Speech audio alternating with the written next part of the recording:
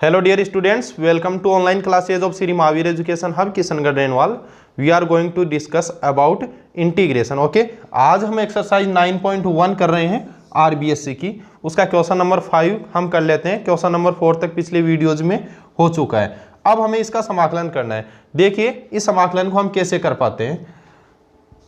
ये जो root x है इसको मैं इस ब्रैकेट के अंदर मल्टीप्लाई कर रहा हूँ। 1 into root x plus x into root x. X की पावर 1 है और एक्स की पावर हाफ है, मल्टीप्लाई होगी तो एक्स की पावर हो जाएगी 3/2 dx। देखिए फिर से देख लीजिए, 1 इंटू रूट एक्स हो गया root x plus x into root x. X into root x यानी एक्स इंटू रूट एक्स, तो एक्स की पावर यहाँ 1 है, यहाँ हाफ है। Base same then power will be added, तो एक्स की पावर 1 और हाफ कितनी हो जाएगी 3/2 हो जाएगी। अब हम इसका इंटीग्रेशन कैसे करेंगे। देखिए ये तो है एक्स की पावर हाफ, अलग अलग कर लेते हैं, प्लस ये है एक्स की पावर 3/2 और इन दोनों का इंटीग्रेशन हम कर लेते हैं। अब यहाँ पर इजी वे में इंटीग्रेशन हो जाएगा। देखिए एक्स की power n plus 1 upon n plus 1, okay, plus x की power n plus 1 upon n plus 1 plus c समाकलन नियतांक, सीज इंटीग्रेशन कांस्टेंट। इसको हम एक ही बार यूज में लेंगे। ये c है, समाकलन नियतांक है। अब देखिए यहाँ पर मैंने कौन सा फॉर्मूला अप्लाई किया था, एक्स की पावर n का। एक्स की पावर n का इंटीग्रेशन होता है एक्स की power n plus 1 upon n plus 1। तो एक्स की पावर n की जगह कितना है 1/2, 1/2 प्लस 1 अपॉन 1/2 प्लस 1। अब हम इसको सॉल्व कर लेंगे, सिंप्लीफाई कर लेंगे।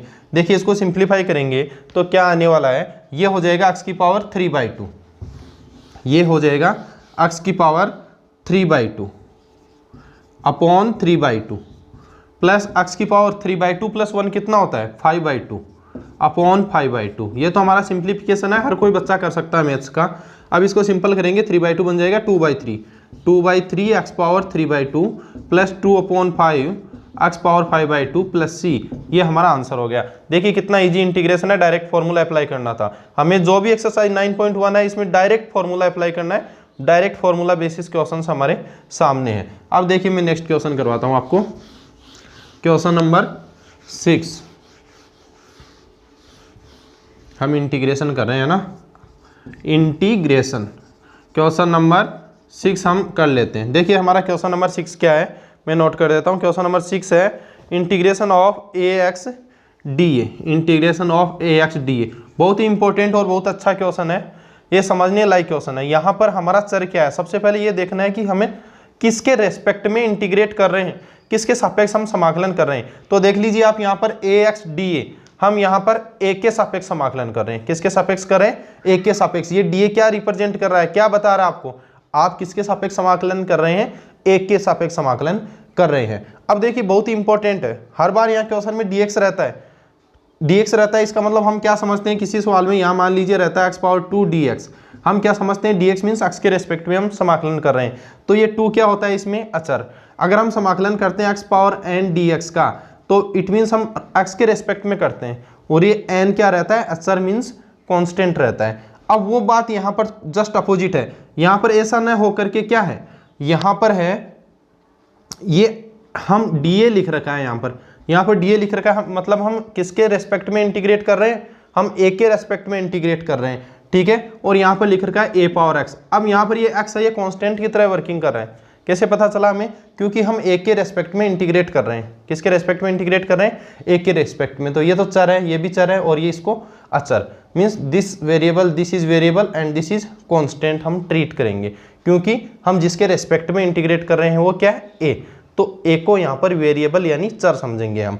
तो देखिए अब इसका इंटीग्रेशन का फॉर्मूला होता था एक्स की power n plus 1 upon n plus 1।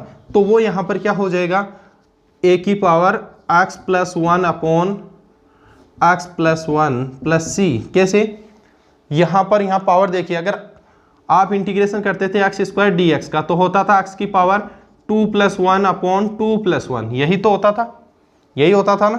तो वही चीज़ यहाँ पर है, हम यहाँ x के रेस्पेक्ट में करते थे, यहाँ हम a के रेस्पेक्ट में कर रहे हैं, तो इस x को कांस्टेंट मान लेते हैं। तो x plus 1 upon x plus 1 plus c, ये हमारा इंटीग्रेशन खत्म हो गया। इतना इजी इंटीग्रेशन है। आपको यहाँ पर ये देखना है वेरिएबल क्या है और कांस्टेंट क्या है। ओके, नेक्स्ट क्वेश्चन ले लेते हैं अपन। अपना नेक्स्ट क्वेश्चन है x square upon 1 plus x square D x. X square upon 1 plus x square dx। अब देखिए इस इंटीग्रेशन को कैसे करेंगे हम, बहुत ही इजी इंटीग्रेशन है, लेकिन ये पार्ट डिनोमिनेटर में आपको जो पार्ट दिख रहा है, हर में जो दिख रहा है वो बड़ा है 1 प्लस एक्स स्क्वायर, ऊपर यहाँ पर केवल एक्स स्क्वायर लिखा है। अब हम क्या करेंगे, हमारे पास में एक तरीका है, यह परिमेय फलन है, ठीक है, रेशनल फंक्शन है, बट ये प्रॉपर नहीं है, हम इसको प्रॉपर बनाएंगे। या तो आप इस एक्स स्क्वायर में इसका पूरे का 1 प्लस एक्स स्क्वायर का डिवाइड कीजिए, या फिर थोड़ा सा शॉर्ट ट्रिक सोच लीजिए कि मैं यहाँ आपको u upon v कोई मेथड मैंने समाकलन में आपको नहीं बताया, अवकलन में बताते थे v upon v, यहाँ कुछ नहीं बताया। अब यहाँ पर आपको थोड़ा शॉर्ट ट्रिक सोचना है। शॉर्ट ट्रिक ये सोचना है कि अगर मैं यहाँ पर मैथ्स का अपना रूल ये है, हम कुछ ऐड कर देते हैं और सब्ट्रैक्ट कर देते हैं तो कोई इफेक्ट नहीं पड़ता वैल्यू पर। अगर मैं यहाँ 1 ऐड कर देता हूँ, 1 सब्ट्रैक्ट कर देता हूँ, 1 जोड़ देता हूँ और 1 हटा देता हूँ, क्या फर्क पड़ेगा भाई, कुछ नहीं पड़ेगा। इस एक से इस एक को वापस कट कर दिया तो पुरानी स्टेप आ गई, तो कोई प्रॉब्लम नहीं है। तो देखिए अब हमारा जुगाड़ लगे हैं यहाँ पर, कैसे, अब देख लीजिए, हम x square plus 1 upon 1 plus x square अलग अलग कर रहे हैं भाई, dx इंटीग्रेशन में अलग अलग कर सकते हैं, minus 1 upon 1 plus x square dx। Okay, ये x square plus 1 x square plus 1 cut हो गया। ओके, अब देख लीजिए आप, यहाँ 1 dx रह गया और 1 dx, और यहाँ है minus 1 upon 1 plus x square dx। अब मान लीजिए आपका समाकलन हो गया। कैसे, 1 dx का इंटीग्रेशन क्या होता है, 1 dx का इंटीग्रेशन होता है x, 1 dx इंटीग्रेशन क्या हो जाएगा x, minus 1 upon 1 plus x square का इंटीग्रेशन होगा tan inverse x plus c। Tan inverse x कैसे आया, आपको पता है टेन इनवर्स x का अवकलन डिफरेंशिएशन होता है 1 अपॉन 1 प्लस एक्स स्क्वायर, तो 1 अपॉन 1 प्लस एक्स स्क्वायर का इंटीग्रेशन हो जाएगा टेन इनवर्स x। हो गया ना यहाँ पर, तो ये हमारा इसका आंसर होगा। तो आपको सोचना पड़ेगा, माइंड में आपको इतना ध्यान में लाना पड़ेगा एग्जाम में आप सोल्व करते टाइम या प्रैक्टिस करते टाइम कि हम इसको कैसे सोल्व कर सकते हैं। 1 ऐड किया, 1 सब्ट्रैक्ट किया, हमारा जुगाड़ लग गया। या फिर आप एक्स स्क्वायर में डिवाइड करते किसका, 1 प्लस एक्स स्क्वायर का, तब आपको ऐसी टर्म मिलती। तो इसमें ज़्यादा पजल्ड होने की जरूरत नहीं है, 1 ऐड कर दो, 1 सब्ट्रैक्ट कर दो, ईजी वे में हो जाएगा। तो देखिए अब नेक्स्ट इंटीग्रेशन आप देख लीजिए। अब अपन नेक्स्ट क्वेश्चन कर लेते हैं। ओके, फटाफट हम क्वेश्चन कर रहे हैं ना। अब अपना नेक्स्ट क्वेश्चन है cos square x upon 1 plus sine x dx। Next question है cos square x upon 1 plus sine square x d 1 plus sine x dx only, 1 plus sine x dx। Next question है question number 8। अब देख लीजिए, अब वही तरीका है, अपन इसको सिंप्लीफाई कैसे करें। तो देख लीजिए इसको हम कैसे सिंप्लीफाई करते हैं, आप फटाफट इसको सोल्व कर लीजिए। हम कोस स्क्वायर एक्स को 1 माइनस साइन स्क्वायर एक्स लिख सकते हैं क्या,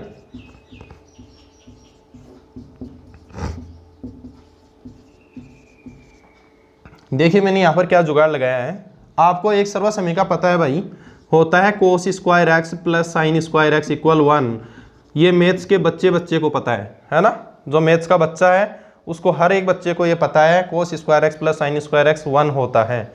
तो देखिए इस आइडेंटिटी से मैं ऐसा लिख सकता हूँ क्या कि कोस स्क्वायर बराबर 1 माइनस साइन स्क्वायर एक्स को राइट साइड में ले जा सकता हूँ क्या, ले जा सकता हूँ। 1 माइनस साइन स्क्वायर एक्स में लिख सकता हूँ किसकी जगह, इस कोस स्क्वायर एक्स की जगह। अगर मैं साइन स्क्वायर एक्स को राइट में ले गया तो बन गया 1 माइनस साइन स्क्वायर एक्स, तो मैं कोस स्क्वायर एक्स की जगह लिख सकता हूँ 1 minus sign square x upon 1 plus sine x. अब मैं इसको सोल्व करता हूँ, कैसे करूँगा, 1 का स्क्वायर भी 1 ही होता है भाई, a square minus b square.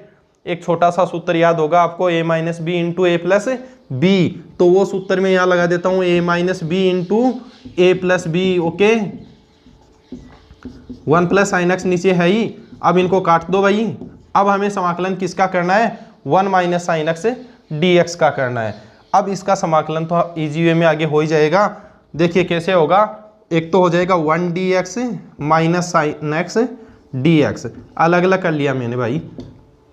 1 dx का समाकलन 1 dx x हो गया, माइनस साइन एक्स का समाकलन का सूत्र होता है माइनस कोस एक्स, तो minus into minus plus cos x plus c समाकलन नियतांक, ये आंसर आ गए।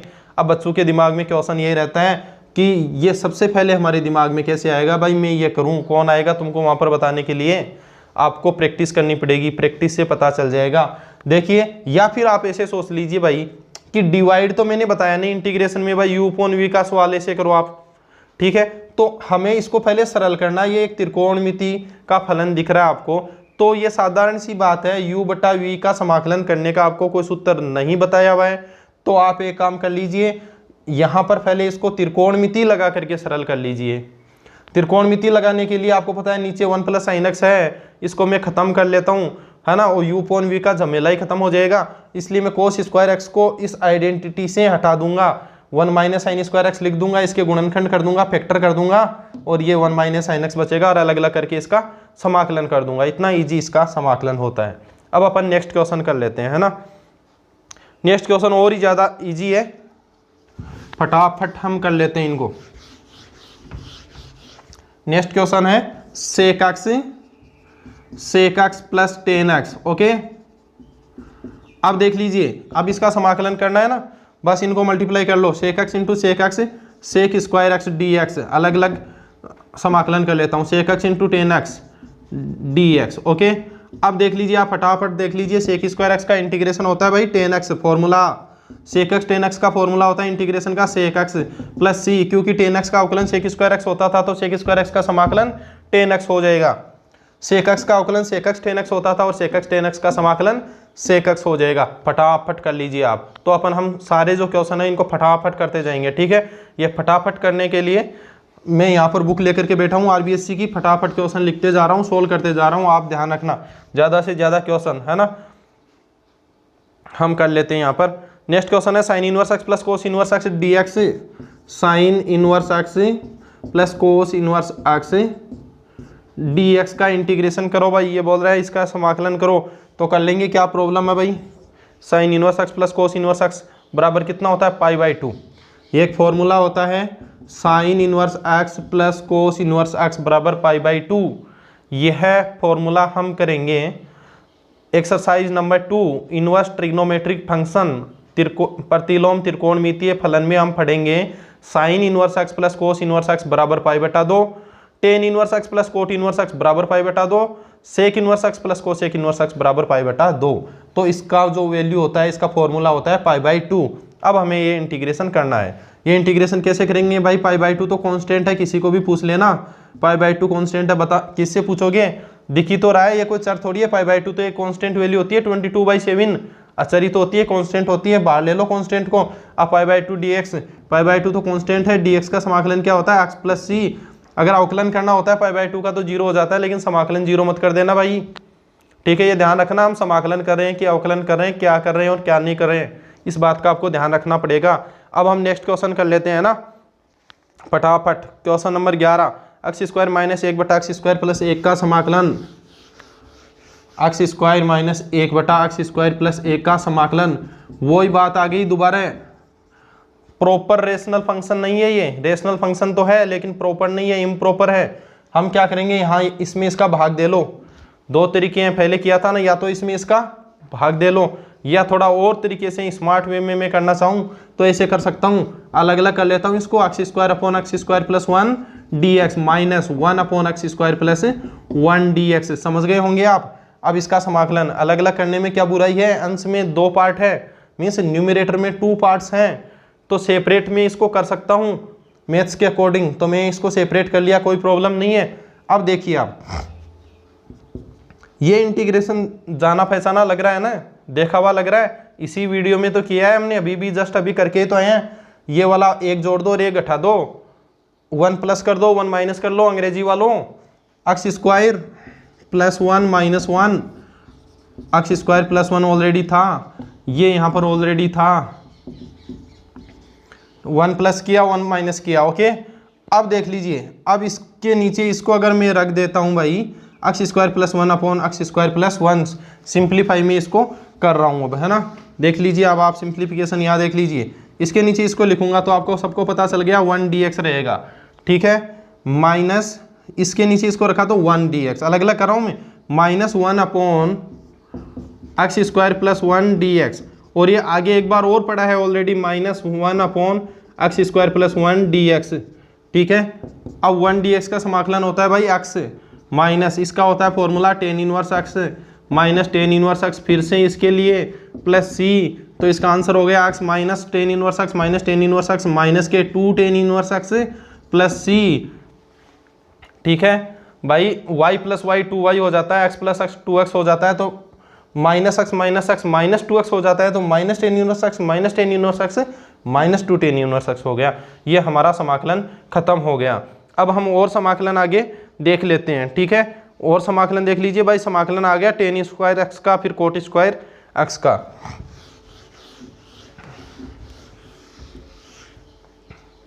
टेन स्क्वायर एक्स का समाकलन आ गया। अब सोचने वाली बात है यहाँ पर मैं एक आइडेंटिटी यूज कर लेता हूँ। यह आइडेंटिटी हर एक गणित के बच्चे को पता है। 1 प्लस टेन स्क्वायर एक्स बराबर होता है sec square x. 1 plus tan square x equal sec square x होता है, ठीक है भाई। अब देख लीजिए आप, टेन स्क्वायर एक्स की जगह मैं यहाँ से लिख सकता हूँ sec square x minus 1 d x. यहाँ से टेन स्क्वायर एक्स की जगह मैं क्या लिख सकता हूँ, इस 1 को मैं राइट साइड में ट्रांसफर कर देता हूँ, तो बन जाएगा sec square x minus 1। Okay, अब मैं इसको सेपरेट कर लेता हूँ, अलग अलग कर लेता हूँ। एक बार तो सेक स्क्वायर एक्स का इंटीग्रेशन कर लेता हूँ और एक बार किसका कर लेता हूँ, 1 का इंटीग्रेशन कर लेता हूँ। भाई सेक स्क्वायर एक्स का इंटीग्रेशन होता है 10x माइनस 1 का इंटीग्रेशन होता है x प्लस सी। ये मेरा आंसर हो जाएगा, ठीक है। अब कई बच्चे सोच रहे हैं भाई ये डायरेक्ट आइडेंटिटी यूज कर लिया, एग्जाम में कौन बताने आएगा हमको कि मैं डायरेक्ट आइडेंटिटी यूज करूँ ये वाली। बच्चों के दिमाग में प्रॉब्लम हो जाती है, टेंशन हो जाती है, टेंशन लेकर के बैठ जाते हैं भाई एग्जाम में कौन याद दिलाने आएगा, टेन स्क्वायर एक्स की जगह ये आइडेंटिटी यूज करो। तो देखो मैं बता देता हूँ आपको। पहली बात तो प्रैक्टिस, दूसरी बात आपके पास विकल्प क्या है उस पर सोचो। अगर आप इस आइडेंटिटी पर आपका दिमाग नहीं लगेगा तो किस पर लगेगा, विकल्प क्या है आपके पास में, आप क्या करेंगे। कई महानुभाव ऐसे भी हैं जो इसको हो सकता है तोड़ मरोड़ के ऐसा करने की कोशिश करे, भाई 10 की पावर तो 2 है यहाँ और मैं x की पावर n का फॉर्मूला लगा देता हूँ और x की power n plus 1 upon n plus 1 plus c कर देता हूँ और 0 नंबर ले लेता हूँ। कई बच्चे ऐसा सोच लेते हैं, क्यों 0 ही आएगा इनके, क्यों ऐसे करेंगे इस सवाल को, क्यों भाई 0 क्यों आएगा। देख लीजिए x की पावर n का लगा तो दिया उन्होंने, लेकिन उन्होंने ये नहीं सोचा x की जगह x नहीं है, क्या है 10x का फिर से हम क्या करेंगे अवकलन यानी डिफरेंशिएशन, तो आएगा सेक स्क्वायर एक्स। वो क्या है वेरिएबल, तो हम डिवाइड नहीं करेंगे। एक्चुअली ऐसे कुछ क्वेश्चन होते हैं जिनमें हम क्या कर लेते हैं, e5x का समाकलन करते टाइम हम क्या कर लेते हैं ex का इंटीग्रेशन ex, x की जगह x नहीं है 5x का फिर से करो और 5x का फिर से क्या करो अवकलन यानी डिफरेंशिएशन। वो 5x का डिफरेंशिएशन होता है 5 और उसका आप डिवाइड करो प्लस सी। ऐसा मैंने ही बताया था, ऐसा मैथ्स का हर टीचर ही बताता है इस समाकलन को, यही होता है इसका ex का ex। ओके, क्योंकि ex के समाकलन का सूत्र होता है ex, आप लगा लेते हैं ex का ex। 5x का फिर से आप डिफरेंशिएशन करते होता है 5 होता है। हम बोलते हैं भाई अवकलन में तो फिर से करो तो मल्टीप्लाई कर लिया करो और समाकलन में डिवाइड कर लिया करो। चलो भाई आपने डिवाइड कर लिया है ना, आपने डिवाइड तो कर लिया e5x अपॉन 5 डिवाइड कर लिया, लेकिन ये डिवाइड हम कब करते हैं जब हम डिफरेंशिएशन 5x का करते हैं और 5 एक कांस्टेंट यानी अचर आता है, कांस्टेंट आता है तो हम डिवाइड कर लेते हैं। लेकिन यहां पर 10x का फिर से करो सेक स्क्वायर x, हम x के सापेक्ष कर रहे हैं और उसमें x आ गया, इसका मतलब वो तो वेरिएबल हो गया, वो तो चर हो गया और हमने डिवाइड कर दिया, ऐसे समाकलन को कर लिया यहाँ पर, तो आपका क्वेश्चन रॉन्ग हो जाएगा। इस क्वेश्चन को जुगाड़ लगाना पड़ेगा आपके पास में। अगर कोई बच्चा ऐसे कर लेते हैं गलत हो जाएगा, क्यों कई बच्चे कर लेते हैं 10x की पावर 2 प्लस 1 3 अपॉन 3। ओके भाई ओके, आगे क्या करेंगे वो 10x का फिर से करेंगे समाकलन इंटीग्रेशन, फिर से 10x का फिर से डिफरेंशिएशन करेंगे अवकलन करेंगे तो होगा सेक स्क्वायर एक्स, वो तो वेरिएबल आ गया ना। तो ऐसे कभी नहीं करना, ये गलती नहीं करना है। जब भी इंटीग्रेशन करना स्टार्ट करते हैं तो बच्चों के यही प्रॉब्लम्स आती है, ये मैंने जनरली देखा है। तो आपको ऐसी गलतियां नहीं करनी है, आपको क्या करना है ये देखना है 10x का फिर से डिफरेंशिएशन करते हैं, सेक स्क्वायर एक्स वेरिएबल है, ऐसा हम नहीं करेंगे। एक बार प्रैक्टिस में आने के बाद तो आप ऐसी गलतियां करोगे ही नहीं, लेकिन मैं तो अभी स्टार्टिंग पढ़ा रहा हूँ ना, आपको बेसिक करवा रहा हूँ, ठीक है। तो 1 प्लस 10 स्क्वायर एक्स बराबर सेक स्क्वायर एक्स, आपको इसमें कहाँ तकलीफ हो रही है, 10 स्क्वायर एक्स की जगह सेक स्क्वायर एक्स माइनस 1 लिखने में नहीं हो रही ना, अलग अलग करते ही समाकलन हो रहा है, तो आप अदर वे में कभी भी मत जाना, है ना। ओके, अब देख लीजिए हम और क्वेश्चन कर लेते हैं भाई, एक क्वेश्चन और कर लेते हैं ना, कोट स्क्वायर एक्स का इंटीग्रेशन। अब सेम प्रोसेस रहेगा कोट स्क्वायर एक्स का इंटीग्रेशन करते टाइम भी, है ना। कोट स्क्वायर एक्स का हम इंटीग्रेशन करेंगे। कोट स्क्वायर एक्स का इंटीग्रेशन करेंगे तो 1 plus coat square x equal cosec square x. Okay, अब देखिए कोट स्क्वायर एक्स की जगह हम लिख देंगे cosec square x minus 1। Identity हमारी सर्वसमीका कक्षा 10 वाली, कक्षा 10 में इसको प्रूव किया था हमने। प्रूव किया था कैसे, 1 plus coat square x equal cosec square x होता है। सबको ये सर्वसमीका गणित के बच्चे को याद होती है। तो इस सर्वसमीका से कोट स्क्वायर एक्स की जगह लिख देना है कोसेक स्क्वायर एक्स माइनस 1। और अब इसका समाकलन कर लेना भाई, अलग अलग कर लो। Cosec square x minus cosec square x d x minus 1 d x. Okay, cosec square x का इंटीग्रेशन क्या हो जाएगा भाई, माइनस कोट एक्स, फॉर्मूले minus x plus c, answer. ये हमारा इंटीग्रेशन हो गया। तो हम इस प्रकार से हम इंटीग्रेशन कर लेते हैं। मैंने यहाँ पर आपको खूब सारे क्वेश्चन करवा दिए। क्वेश्चन नंबर मैंने 5 से स्टार्ट किया है और क्वेश्चन नंबर में 13 तक बता दिया है मैंने, है ना। 8-9 क्वेश्चन आपको करवा दिए हैं। तो मैं उम्मीद करता हूँ आपको समझ में आ गए होंगे और आप इनको प्रैक्टिस करते जाना, प्रैक्टिस प्रैक्टिस प्रैक्टिस। ओके।